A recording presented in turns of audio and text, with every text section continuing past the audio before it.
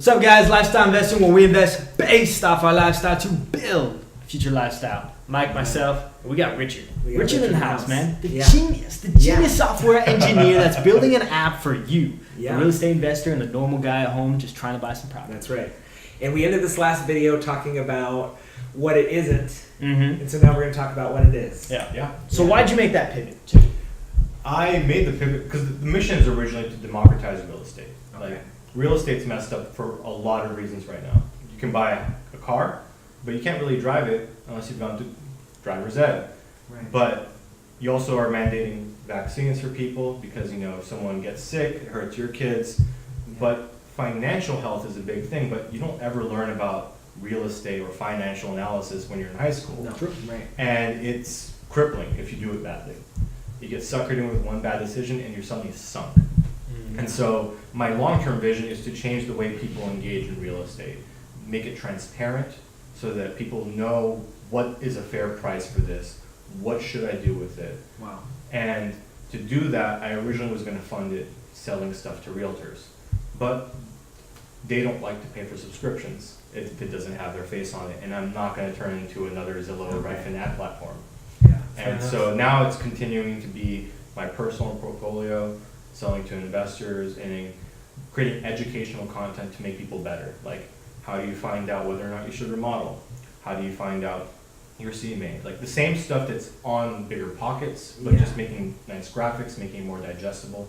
So you're talking about CMA. So say somebody owns a home. They just want to say, hey, how much can I sell this for? Yeah. Okay. You can do that through your... By AI. Because here's the thing. I built software that looks at pictures like you do.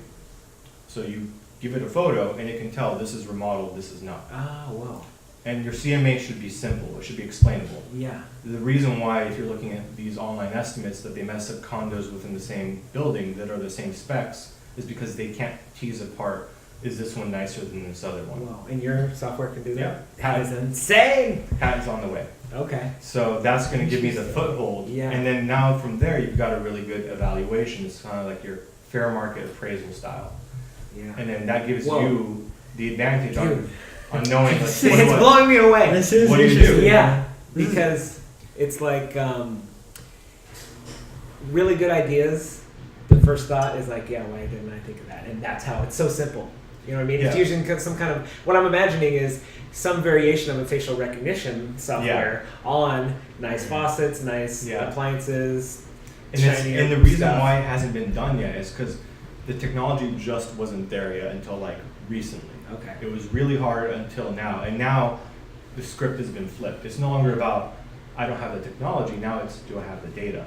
And so I actually got like tens of thousands of appraiser photos. Wow. Got them hand curated and labeled and made sure that this thing looked at property like I do.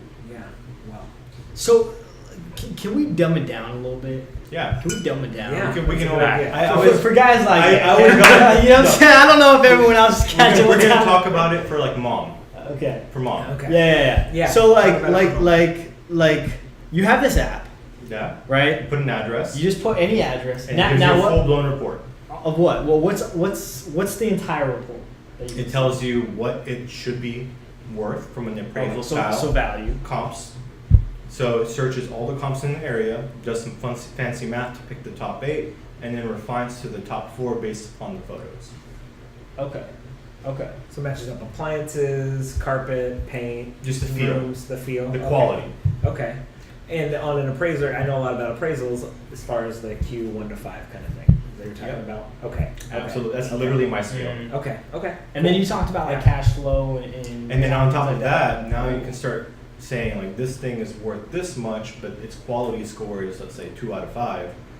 If I rehab it, what's the price point after I rehab it with those comps? So now you have a really good idea of what your rehab after repair value is. Yeah. And you've got math in there to say how much is it going to cost for me to get to a Q2 to a Q5. Yeah, and you can estimate it because you can get labor statistics in the area and bake that in. Okay. All that number crunching you're doing by hand, I built software to automate the whole process. Yeah.